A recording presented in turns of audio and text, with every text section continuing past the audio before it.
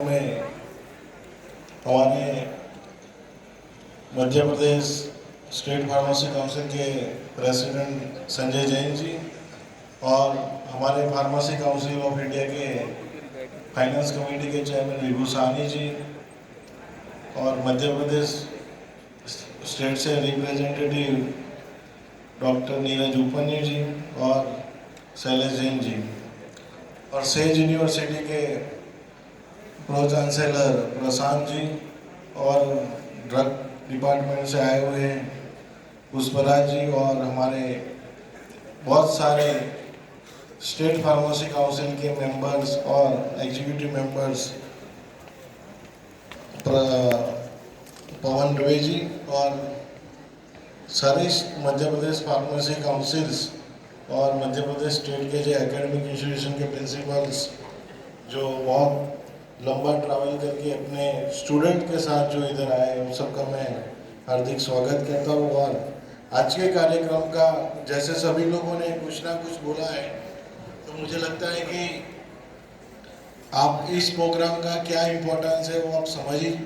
चुके होंगे, लेकिन एज अ पीसीआई प्रेसिडेंट और एज अ पीसीआई रिप्रेजेंटेटिव मैं आप लोगों से बात करूंगा कि इस प्रोग्राम का क्यों वैल्यू है, क्योंकि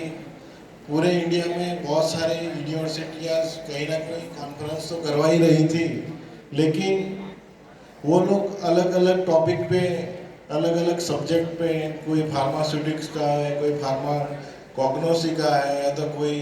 एडवांस टेक्नोलॉजी का है, मतलब वो अलग अलग विषयों पे हर समय पे कॉन्फ्रेंस करवाते हैं।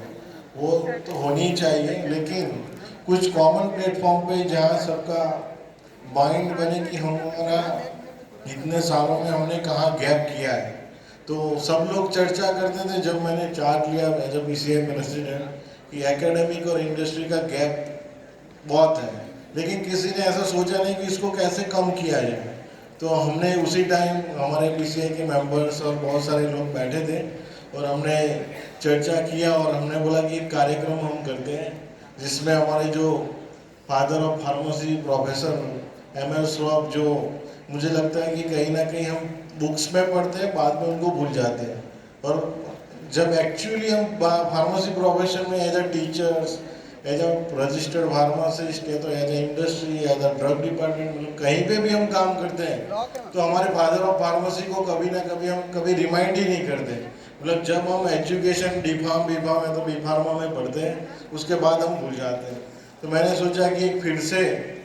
एक फादर ऑफ फार्मेसी जिसने हमारी फार्मेसी की शुरुआत इंडिया में की, तब जाके हम फार्मेसी ऑफ द वर्ल्ड बने, क्योंकि इतनी सारी इंडस्ट्रीज, इतनी सारी एकेडमिक इंस्टीट्यूशंस, मतलब पूरे रेगुलराइज वे में, और पूरे ड्रग डिपार्टमेंट्स के इतने कायदे कानून जो अभी भी पुराने जो 1940 का एक्ट बना था और अभी तक अमेंड होते होते हुए अभी भी बन रहा है, उस सब में फादर ऑफ फार्मेसी जो हमारे एम एल श्रॉफ जी हैं उनका योगदान रहा है। तो उनको हमको ट्रिब्यूट देने के लिए उनकी बर्थ एनिवर्सरी 6 मार्च को होती है, लेकिन इस बार हमने पूरे इंडिया में 25 जगह पे इस फार्मानेशन के कार्यक्रम किए। उसका जो थीम है वही है कि इंडस्ट्री और एकेडमिक्स को कैसे नज़दीक लिया जाए और उनके साथ कैसे इंटरेक्शन किया जाए, जिससे ऐसे प्रोग्राम फिर बाद में जितनी भी यूनिवर्सिटीज़ और जितने भी एकेडमिक इंस्टीट्यूशन हैं इससे प्रेरित होकर अपने लेवल पे अलग अलग तरीके से इससे ऐसे कार्यक्रम करें। तो फादर ऑफ फार्मेसी जो हमारे प्रोफेसर एम एल श्रॉफ जी को हम आज याद करते हैं, और आज की जो थीम है आपको पता ही है कि मतलब foster of synergy, academic, research, regulatory and the practice, मतलब हमने जो थीम भी रखी है इस बार, हमारे जितने फार्मेसी प्रोफेशन के जितने इम्पोर्टेंट पिलर्स हैं उस सबको ध्यान में रखते हुए हमने जो थीम रखी है। और वो थीम में भी, क्योंकि जब भी हम बात करते हैं तो इंडस्ट्री की बात करते हैं या तो एकेडमिक की बात करते हैं, कभी हम रजिस्टर्ड फार्मासिस्ट जो प्रैक्टिस करता है, चाहे हॉस्पिटल फार्मासिस्ट हो, चाहे दवाई की दुकान में हो, चाहे कहीं पे भी क्लिनिकल सीआरओ में काम करता हूँ, कहीं हम फार्मेसी प्रैक्टिस की कहीं बात नहीं करते हैं। इसीलिए आज की जो थीम है उसमें भी हमने प्रैक्टिसिंग को जुड़ा है, क्योंकि जब तक आपको पता है कि पूरे देश में 25 लाख से ज़्यादा रजिस्टर्ड फार्मासिस्ट हैं, हर साल 4-5 लाख नए फार्मासिस्ट पास आउट हो रहे हैं, तो मेजॉरिटी जो है एकेडमिक में मुझे लगता है कि 1.5-2 लाख टीचर काम करते होंगे। बाकी रेगुलेटरी में भी मुझे लगता है बहुत ही कम फार्मासिस्ट काम करते हैं। तो 80% जो स्टेक होल्डर है वो हमारे कम्युनिटी फार्मासिस्ट हैं, जो चाहे इंडस्ट्री में काम करते हो, चाहे चाहे अपने फार्मेसी स्टोर में काम करते हो, चाहे हॉस्पिटल में काम करते हो, चाहे गवर्नमेंट में काम करते हो। तो 80% स्टेक होल्डर्स हमारे कम्युनिटी फार्मासिस्ट हैं, जो पीसीआई में इतने सालों तक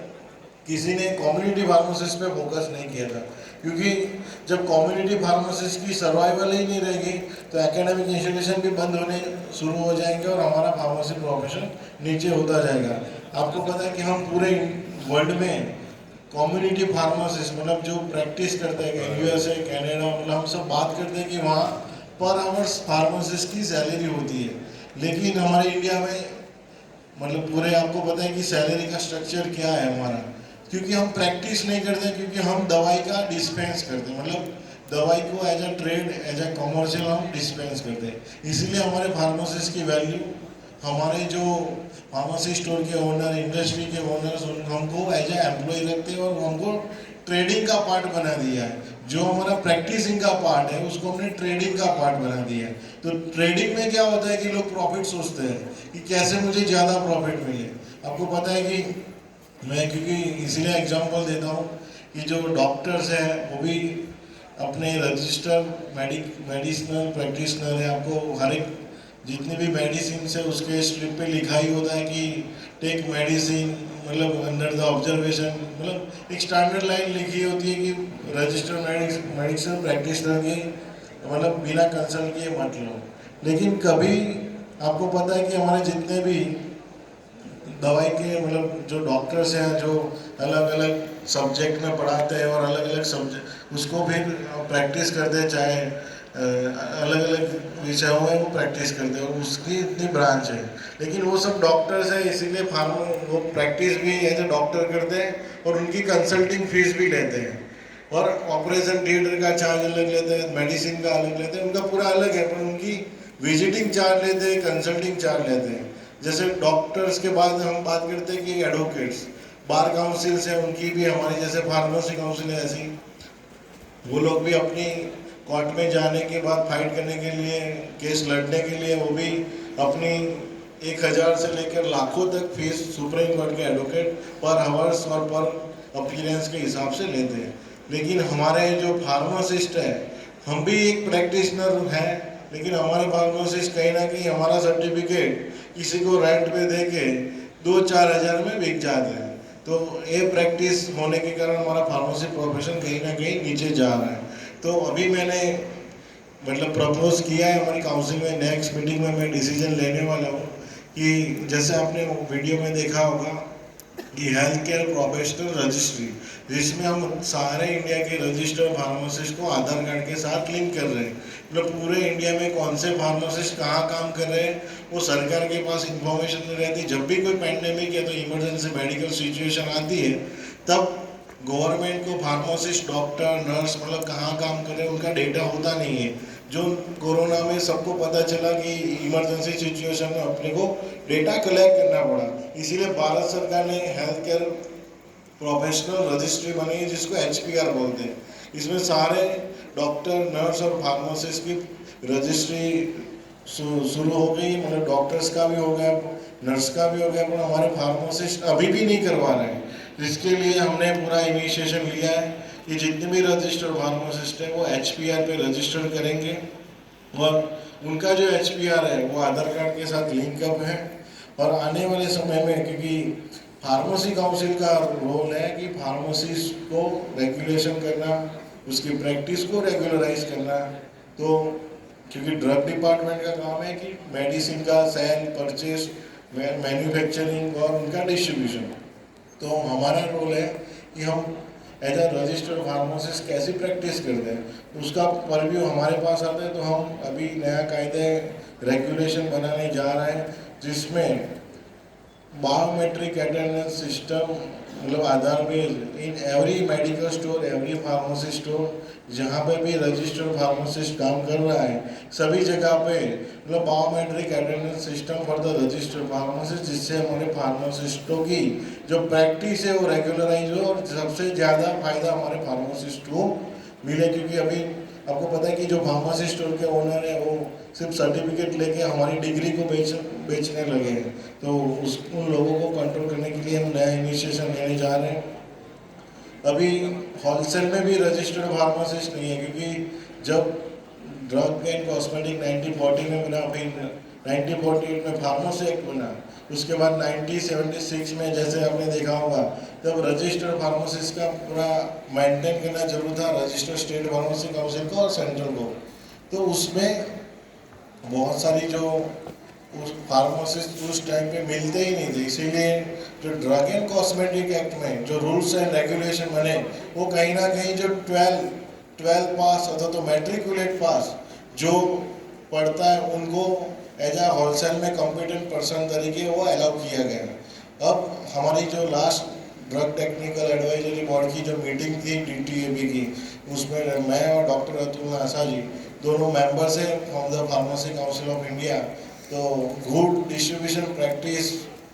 फॉर द फार्मास्यूटिकल प्रोडक्ट्स का जो एक एजेंडा था उसमें भी फिर से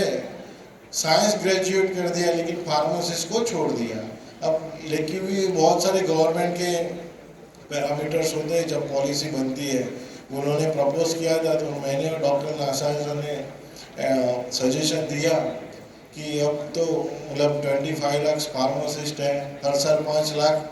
बच्चे बाहर निकल रहे हैं, इतने नई फार्मेसी संस्थाएं आ रही है। तो अब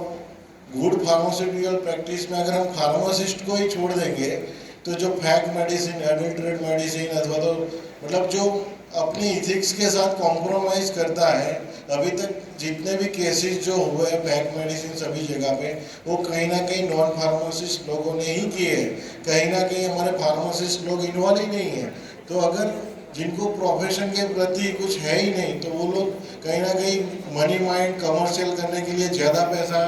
कमाने के लिए इस प्रोफेशन को डाइल्यूट कर रहे हैं। तो गुड फार्मास्यूटिकल प्रैक्टिस डिस्ट्रीब्यूशन के लिए हमने कंपलसरी रजिस्टर्ड फार्मासिस्ट होना चाहिए, वैसा हमने अमेंडमेंट करवाया। तो आने वाले समय में सारे फार्मासिस्टों की नई रोजगार होलसेल लाइसेंस जहाँ होता है वहाँ कंपलसरी रजिस्टर्ड फार्मासिस्ट हो जाएगा। तो ये भी हमने एक नया इनिशिएटिव और amend drug and cosmetic act में अभी रूल्स में करवाया, तो इसमें पूरे फार्मेसी प्रोफेशन को फायदा मिलेगा। अभी बात करते हैं कि कॉस्मेटिक रूल्स 2020 में आया, आपको सबको पता नहीं होगा क्योंकि बहुत सारे टीचर्स बैठे हैं उनको भी शायद जानकारी हो ना हो कि उसमें भी जो कॉम्पिटेंट पर्सन है वो भी फार्मासिस्ट हो गया है। आज तक हमारे फार्मासिस्ट कहीं ना कहीं उसमें भी जा ही नहीं रहे। आपको पता है कि कॉस्मेटिक इंडस्ट्री आज डे बाय डे इतनी बढ़ रही है, हर्बल कॉस्मेटिक हो गया, मतलब एडवांस टेक्नोलॉजी कॉस्मेटिक इंडस्ट्री में आ गई है। लेकिन हमारे फार्मासिस्ट जब हम प्रैक्टिकल्स करते हैं लेबोरेटरी में तब तो हम कॉस्मेटिक की प्रिपरेशन करते हैं प्राइमरी लेवल पे, पर वो वहीं तक ही सीमित रह जाती है। बाद में जब प्रोफेशन में हम जाते हैं तो वो प्रैक्टिस हम कहीं ना कहीं मानते ही नहीं है। मतलब कॉस्मेटिक इंडस्ट्री किसी फार्मासिस्ट के माइंड में आती ही नहीं है। वो जब पढ़ते तभी यही होता है कि हम फार्मेसी स्टोर में काम करेंगे या तो कोई बड़ी टॉप 10 टॉप 20 फार्मा इंडस्ट्री में काम करेंगे, उतना उनका माइंड सेट होता है। लेकिन मैं इसलिए आपको बोल रहा हूँ कि एक कॉस्मेटिक इंडस्ट्री में भी इतना बड़ा मतलब गैप है हमारे फार्मासिस्टों का, वहाँ पे भी अगर हमारे टीचर स्टूडेंट्स रिसर्च करेंगे या तो वहाँ पे भी जाके काम करेंगे तो उसमें भी आपकी जॉब अपॉर्चुनिटी और आपकी खुद की इंडस्ट्री बनाने के लिए भी बहुत बड़ा अपॉर्चुनिटी है। अब बात करते हैं कि मेडिकल डिवाइस की, मैं इसीलिए बोल रहा हूँ कि अभी हमारा जो नया सिलेबस है जो B pharma as per NEP हमने बनाया है, लेकिन उसके पीछे रीज़न यही है कि बहुत सालों से इंडस्ट्री और बाकी जो स्टेक होल्डर्स है ऐसे बोलते हैं कि फार्मासिस्ट की जो क्वालिटी है वो अप टू मार्क नहीं हो रही है, लेकिन उसमें कहीं ना कहीं हमारे टीचर्स ने ही कॉम्प्रोमाइज़ किया है, तभी जाके ही पॉसिबल हुआ है। लेकिन मैं आपको एक छोटा सा एग्जांपल देता हूँ, जैसे डिप्लोमा फार्मेसी का कोर्स है हमारा, पार्ट 1, 2 और 3 मतलब एजुकेशन रेगुलेशन 2020 हमने अमेंड किया, उसमें 4 पार्ट है। पहले 3 पार्ट है एजुकेशन का पार्ट और चौथा पार्ट है हमारा प्रैक्टिकल का पार्ट, जहाँ बच्चों को ट्रेनिंग लेनी होती है हॉस्पिटल में जाके या तो फार्मेसी स्टोर में या तो कहीं पे भी बड़ी जो गवर्नमेंट हॉस्पिटल है वहाँ पे। लेकिन हमारे जो प्रिंसिपल्स हैं, अभी मैं इसलिए बोल रहा हूँ कि उनकी जवाबदारी है, कहीं ना कहीं वो जवाबदारी मिस कर गए, इसीलिए पीसीआई को ब्लेम होना पड़ता है। तो कहीं ना कहीं जो जितने भी प्रिंसिपल्स हैं उनकी ड्यूटी है एज ए एकेडमिक के लीडर, और हमारे जो रेगुलेशन में उसमें भी रिस्पॉन्सिबिलिटी फिक्स की गई है कि जो प्रैक्टिकल ट्रेनिंग है वो प्रिंसिपल्स को इंश्योर करनी है कि वो हो रही है कि नहीं हो रही है। क्योंकि फार्मेसी काउंसिल ऑफ इंडिया हर एक इंस्टीट्यूशन में जाके पूछेंगे नहीं कि आपने ट्रेनिंग करवाई कि नहीं करवाई, क्योंकि आप भी एक रजिस्टर्ड फार्मासिस्ट हो, आपकी भी ड्यूटी है। क्योंकि पहले तो आप टीचर से पहले एक रजिस्टर्ड फार्मासिस्ट हो, अगर आप ही अपनी ड्यूटी को कॉम्प्रोमाइज़ करेंगे तो आने वाले फार्मासिस्ट ऐसा ही रहेंगे। तो जो भी बच्चे ट्रेनिंग लेके आते हैं, आपको पता है कि सब फैक्ट सर्टिफिकेट